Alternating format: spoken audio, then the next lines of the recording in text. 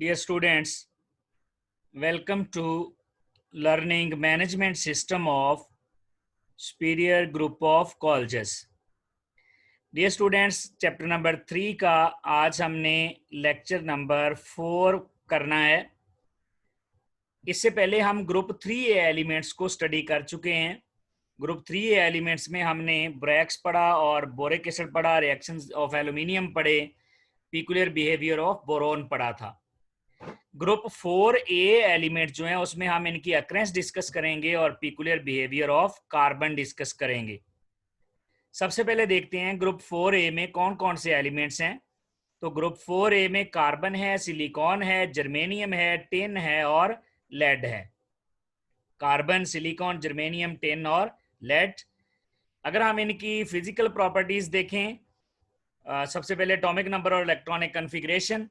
Atomic number down the group बढ़ते चले जाते हैं। इलेक्ट्रॉनिक कन्फिग्रेशन, तीसरे ग्रुप के लास्ट में जो वैलेंस सब शेल होता है वो P1 होता है, जबकि चौथे ग्रुप में P2 होगा।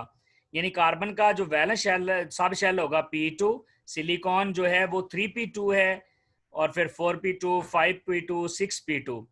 तो सब के लास्ट में P2 आएगा, जिससे पता चल जाएगा ये चौथे ग्रुप का एलिमेंट्स है। अब है physical properties. Down the group जाते हुए, क्योंकि साइज बड़ा होता है तो साइज के बड़ा होने की वजह से डेंसिटी ज्यादा होती है। Melting point down the group कम हो जाते हैं। हमने चैप्टर नंबर 1 में भी पढ़ा था कि सिलिकॉन का मेल्टिंग पॉइंट और कार्बन का मेल्टिंग पॉइंट अपने अपने पीरियड में ज्यादा होता है। कार्बन का सेकंड पीरियड में और सिलिकॉन का थर्ड पीरियड में। बॉइलिंग पॉइंट भी डाउन दी ग्रुप कम होते जाएंगे। देखें कार्बन का बॉइलिंग पॉइंट कितना ज्यादा है। Atomic radius down the group ज्यादा होगा, आयनिक रेडियस भी ज्यादा होगा, जबकि ionization energy down the group कम हो जाएगी। तो ये कुछ फिजिकल प्रॉपर्टीज हैं। ये फिजिकल प्रॉपर्टीज हम चैप्टर नंबर 1 में भी पढ़ आए हैं। नेक्स्ट है जनरल कैरेक्टरिस्टिक्स। सबसे पहले मेटालिक कैरेक्टर है। मेटालिक कैरेक्टर हमेशा डाउन दी ग्रुप बढ़ता है। ये भी हमने फर्स्ट चैप्टर में पढ़ लिया था कि जैसे जैसे एटॉमिक साइज इंक्रीज करता है वैसे वैसे मेटालिक कैरेक्टर इंक्रीज करता है। जैसा कि इस ग्रुप में कार्बन और सिलिकॉन दोनों नॉन मेटल्स हैं। जर्मेनियम इज अ मेटलॉइड, जबकि टिन और लेड दोनों मेटल्स हैं। तो down the group metallic character बढ़ता जाएगा। अब सिलिकॉन और कार्बन नॉन मेटल्स हैं। ये कैटिनेशन की प्रॉपर्टी भी शो करते हैं, यानी लॉन्ग चेन्स बनाते हैं। दूसरी प्रॉपर्टी है एटॉमिक साइज। एटॉमिक साइज भी हमने फर्स्ट चैप्टर में पढ़ लिया था। Down the group atomic radius ज्यादा होता है। क्यों? क्योंकि इफेक्टिव न्यूक्लियर चार्ज कम हो जाता है, शील्डिंग इफेक्ट ज्यादा हो जाता है, नंबर ऑफ शेल्स ज्यादा हो जाते हैं। और ये difference, there is very small difference in the size of silicon and germanium because of the electrons of d orbitals।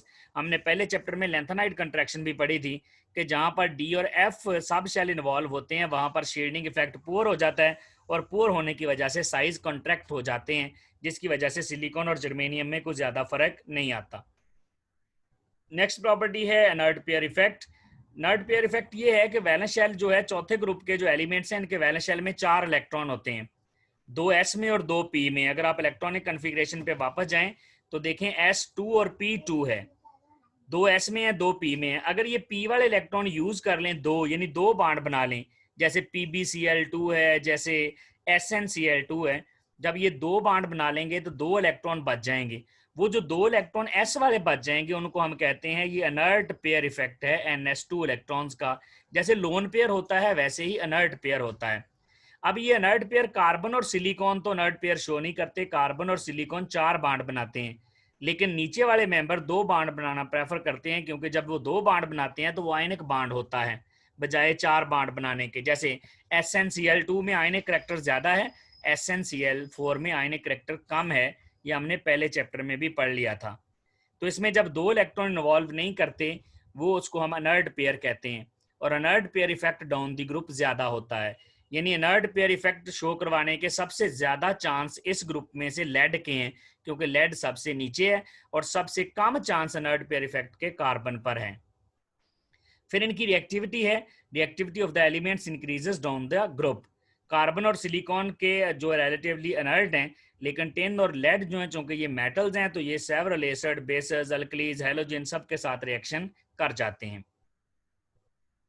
इसके बाद कुछ कॉमन प्रॉपर्टीज हैं। पहली प्रॉपर्टी है कि सारे एलिमेंट्स की वैलेंसी 4 है। साफ ज़ाहिर है चौथा ग्रुप है तो चौथे ग्रुप की वैलेंसी 4 ही होगी।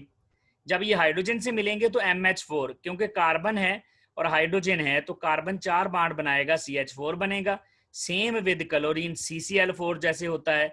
और अगर ऑक्सीजन के साथ देखेंगे तो ये CO2, MO2, SiO2 दो ऑक्सीजन आएंगे।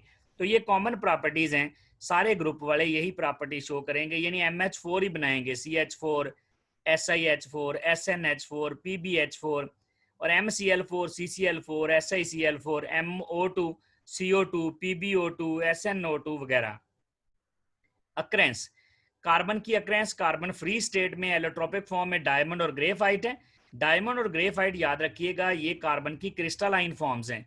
कार्बन की अमार्फस फॉर्म्स भी हैं, जैसे एंथ्रासाइट कोल है, लैंप ब्लैक है, वुड चारकोल है, एनिमल चारकोल है, कोक वगैरह है। तो ये फ्री स्टेट में इन फॉर्म्स में पाया जाता है। कंबाइन स्टेट, जब दूसरों के साथ कंपाउंड बना के, ये दूसरों के साथ कंपाउंड बना के कार्बोनेट की शक्ल में पाया जाता है, जैसे कैल्शियम कार्बोनेट है। कार्बन डाइऑक्साइड की शक्ल में पाया जाता है, एयर में भी और वाटर में भी। और ये मैग्नीशियम कार्बोनेट की शक्ल में पाया जाता है, या फिर डोलोमाइट, कैल्शियम कार्बोनेट और मैग्नीशियम कार्बोनेट को डोलोमाइट कहते हैं, इसकी फॉर्म में भी पाया जाता है। इसके अलावा ये हाइड्रोकार्बन में मौजूद होता है, कार्बोहाइड्रेट में मौजूद होता है, प्रोटीन्स में मौजूद होता है कार्बन, ऑर्गेनिक कंपाउंड सारे ही जो है उनमें कार्बन मौजूद होता है।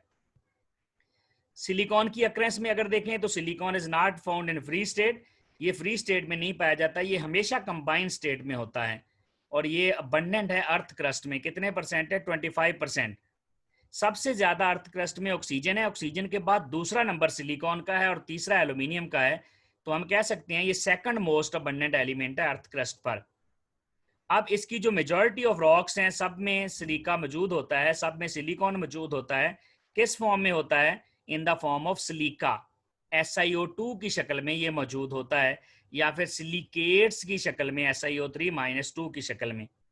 तो या तो ये सिलिका की शक्ल में होता है या फिर सिलिकेट्स की शक्ल में होता है। तो ये इसकी अक्रेंस है। इसकी मिनरल्स हैं, ये आपने फार्मूले याद करने हैं, शॉर्ट क्वेश्चन में आ जाते हैं, MCQs में भी। ये एंडलसाइट है, एस्बेस्टोस है, काओलिन है जिसको प्योर क्ले भी कहते हैं, जिरकॉन है, और टैल्क या जिसका दूसरा नाम सोपस्टोन है। ये इनकी मिनरल्स हैं जिनके फार्मूले आपने याद रखने हैं। Peculiar behaviour of carbon, carbon और सिलिकॉन दो नॉन मेटल्स हैं अपने ग्रुप में, बाकी सारी इस ग्रुप में मेटलॉइड या मेटल्स हैं। तो अब इसमें अगर आप कार्बन के पिकुलर बिहेवियर में देखें तो पहला है it has high melting and boiling point ionization energy as compare to others. Carbon का मेल्टिंग पॉइंट ज्यादा होगा, बॉइलिंग पॉइंट ज्यादा होगा, आयोनाइजेशन एनर्जी ज्यादा होगी, इलेक्ट्रॉन एफिनिटी ज्यादा होगी, इलेक्ट्रोनेगेटिविटी ज्यादा होगी, इसकी चार्ज डेंसिटी भी ज्यादा होगी। It differs from other members due to its smaller size, high electronegativity, non-availability of d electrons. इसमें d इलेक्ट्रॉन अवेलेबल नहीं होते, d इलेक्ट्रॉन तीसरे पीरियड से अवेलेबल होना शुरू होते हैं, पहले और दूसरे जो पीरियड के एलिमेंट्स हैं उनमें d अवेलेबल नहीं होता। कार्बन मल्टीपल बॉन्ड्स भी बना सकता है, जैसा कि कार्बन डबल बॉन्ड है, ट्रिपल बॉन्ड है। कार्बन ऑक्सीजन के साथ डबल बॉन्ड, सल्फर के साथ, नाइट्रोजन के साथ डबल भी बनाता है, ट्रिपल भी बनाता है। तो ये इसकी टेंडेंसी है, ये इसका पिकुलियर बिहेवियर है। एक और इसकी टेंडेंसी है कि ये लॉन्ग चेन्स बना लेता है कार्बन के साथ ही, कार्बन के साथ लंबी चेन्स बनाता है, जैसा कि ऑर्गेनिक कंपाउंड्स में, जबकि बाकी मेंबर ये प्रॉपर्टी शो नहीं करते, स्वाय सिलिकॉन के। सिलिकॉन भी लंबी चेन्स तो बना सकता है लेकिन सिलिकॉन के साथ नहीं, वो ऑक्सीजन के साथ बनाता है। अगर आप कार्बन को देखें तो कार्बन के साथ लॉन्ग चेन्स बना सकता है, ये रिंग्स भी बना सकता है कार्बन के साथ। सिलिकॉन लंबी चेन्स तो बनाता है लेकिन ये सिलिकॉन के साथ नहीं बनाता, ये ऑक्सीजन दरमियान में मौजूद होते हैं। तो ये इसकी कैटिनेशन प्रॉपर्टी भी दूसरों से डिफरेंट है, जो कि इसके पिकुलर बिहेवियर में आती है। अब इसके ऑक्साइड्स हैं, कार्बन मोनोऑक्साइड है सबसे पहले। कार्बन मोनोऑक्साइड ये डाइटोमिक मॉलिक्यूल है। डाइटोमिक का मतलब इसमें दो एटम है, एक कार्बन है और दूसरा ऑक्सीजन है, और कार्बन और ऑक्सीजन के दरमियान ट्रिपल बॉन्ड है, 3 बॉन्ड है। इसकी पोलैरिटी होती है लेकिन थोड़ी होती है पोलैरिटी, वो 0.112 डी बाय इसका डायपोल मूवमेंट होता है। और कार्बन मोनोऑक्साइड, कार्बन पर पार्शियल नेगेटिव चार्ज और ऑक्सीजन पर पार्शियल पॉजिटिव चार्ज होता है। आमतौर पर तो ये देखा जाता है जिसकी इलेक्ट्रोनेगेटिविटी कम होती है उस पर पॉजिटिव, और जिसकी ज्यादा होती है उस पर नेगेटिव चार्ज आता है। जैसा कि कार्बन मोनोऑक्साइड में देखें, होना तो ये चाहिए ऑक्सीजन पर नेगेटिव चार्ज आए और कार्बन पर पॉजिटिव चार्ज आए, लेकिन ऐसा नहीं हुआ। यहाँ पर ऑक्सीजन पर पॉजिटिव और कार्बन पर नेगेटिव है। कार्बन की हालांकि इलेक्ट्रोनेगेटिविटी कम है, इस पर पॉजिटिव होना चाहिए था, ऑक्सीजन की इलेक्ट्रोनेगेटिविटी ज्यादा है, इस पर नेगेटिव होना चाहिए था, ऐसा नहीं हुआ। उसकी वजह क्या है? एक्चुअली जब कार्बन और ऑक्सीजन दो दो इलेक्ट्रॉन शेयर कर लेते हैं तो दोनों के दरमियान डबल बॉन्ड बन जाता है। जब डबल बॉन्ड बनेगा तो ऑक्सीजन का तो ऑक्टेट कंप्लीट हो जाएगा, क्योंकि इसके पास दो लोन पेयर है और 4 इलेक्ट्रॉन, ये बॉन्ड वाले 4 और 4 8 पूरे हो जाएंगे। कार्बन के 8 पूरे नहीं हुए, कार्बन के ये 4 हैं और 2 ये वाले हैं, कार्बन के पास 6 इलेक्ट्रॉन है। जब कार्बन का ऑक्टेट कंप्लीट नहीं होता तो ऑक्सीजन क्या करता है? फिर ऑक्सीजन इसको एक लोन पेयर दे के कोऑर्डिनेट कोवलेंट बॉन्ड बनाता है और दोनों का ऑक्टेट कंप्लीट हो जाता है। ऑक्सीजन देखें, एक लोन पेयर, 3 बॉन्ड का मतलब 6 इलेक्ट्रॉन 8 पूरे हो गए। कार्बन के पास एक लोन पेयर है, 3 बॉन्ड, इसका मतलब इसके भी 8 पूरे हो गए। तो कोऑर्डिनेट कोवलेंट बॉन्ड बनाने की वजह से ऑक्सीजन चूंकि इलेक्ट्रॉन डोनर है तो उस पर पॉजिटिव चार्ज आएगा, और कार्बन जो है इलेक्ट्रॉन एक्सेप्टर है तो उस पर नेगेटिव चार्ज आएगा, जिसकी वजह से इसकी पोलैरिटी रिवर्स हो जाती है। कार्बन पर नेगेटिव और ऑक्सीजन पर पॉजिटिव चार्ज आता है। This is due to coordinate covalent bond, और इसी वजह से इसकी पोलैरिटी कम होती है, और कम होने की वजह से डाइपोल मूवमेंट भी कम होता है। अगर हम कार्बन डाइऑक्साइड को देखें तो कार्बन डाइऑक्साइड गैसीय स्टेट में होता है CO2, और इसकी ज्योमेट्री लीनियर होती है, बॉन्ड एंगल 180। क्योंकि ज्योमेट्री इसकी लीनियर होती है, लीनियर होने की वजह से इक्वल डायपोल एक दूसरे को कैंसिल कर देते हैं, और उनके कैंसिल करने की वजह से डायपोल मूवमेंट 0 हो जाता है। कार्बन ऑक्सीजन की जो बॉन्ड लेंथ है 115 पिकोमीटर है। अब जब कार्बन डाइऑक्साइड को आप सॉलिड फॉर्म में ले आते हैं, सॉलिड कार्बन डाइऑक्साइड को ड्राई आइस भी कहते हैं। ड्राई आइस जब होती है उसकी स्ट्रक्चर फेस सेंटर्ड क्यूबिक होती है। ड्राई आइस की, गैसियस कार्बन डाइऑक्साइड की कोई स्ट्रक्चर नहीं होती, स्ट्रक्चर सॉलिड्स की होती है। गैसियस कार्बन डाइऑक्साइड की ज्योमेट्री होगी, हम ज्योमेट्री देखेंगे तो लीनियर है। लेकिन सॉलिड जब बन जाता है, जब ड्राई आइस बन जाता है -80 डिग्री सेंटीग्रेड पर, तो इसकी स्ट्रक्चर फेस सेंटर्ड क्यूबिक आ जाती है। जैसा कि आप फर्स्ट ईयर में NaCl की स्ट्रक्चर पढ़ चुके हैं, डायमंड की स्ट्रक्चर पढ़ चुके हैं, फेस सेंटर्ड क्यूबिक, आयोडीन की स्ट्रक्चर पढ़ चुके हैं, face centred cubic. Carbon dioxide में कार्बन की हाइब्रिडाइजेशन sp होती है, जबकि ऑक्सीजन की हाइब्रिडाइजेशन sp2 होती है। अब कार्बन और ऑक्सीजन, कार्बन के वैलेंस शेल में 4 इलेक्ट्रॉन है, तो वो एक ऑक्सीजन से 2 और दूसरे ऑक्सीजन से भी 2 शेयर कर लेगा, तो कार्बन के 8 पूरे हो जाएंगे। 4 उसके अपने और 4 उसने 2 दोनों तरफ ऑक्सीजन से शेयर कर लिए। इसका मतलब इधर भी डबल बॉन्ड और दूसरी साइड पे भी डबल बॉन्ड बन जाएगा, और कार्बन का ऑक्टेट भी कंप्लीट हो जाएगा, क्योंकि 4 बॉन्ड का मतलब 8 इलेक्ट्रॉन है। और ऑक्सीजन का ऑक्टेट भी 2 बॉन्ड है और 2 लोन पेयर हैं हर ऑक्सीजन के पास, तो यहाँ पर कार्बन डाइऑक्साइड में उसका भी ऑक्टेट कंप्लीट हो जाएगा इस तरह से। कार्बन 2 एक ऑक्सीजन के साथ शेयर किए, 2 दूसरे के साथ, तो ये देखें यहाँ पर 8 इलेक्ट्रॉन पूरे हो गए ऑक्सीजन के, इधर भी ऑक्सीजन के 8 इलेक्ट्रॉन पूरे हो गए। अगर आप कार्बन वाला ये शेल देखें तो देखें कार्बन के भी 4 और 4 8 इलेक्ट्रॉन पूरे हो गए। इस तरह ये एक स्टेबल मॉलिक्यूल बन जाता है कार्बन डाइऑक्साइड का, जिसमें कार्बन और ऑक्सीजन दोनों का ऑक्टेट कंप्लीट होता है।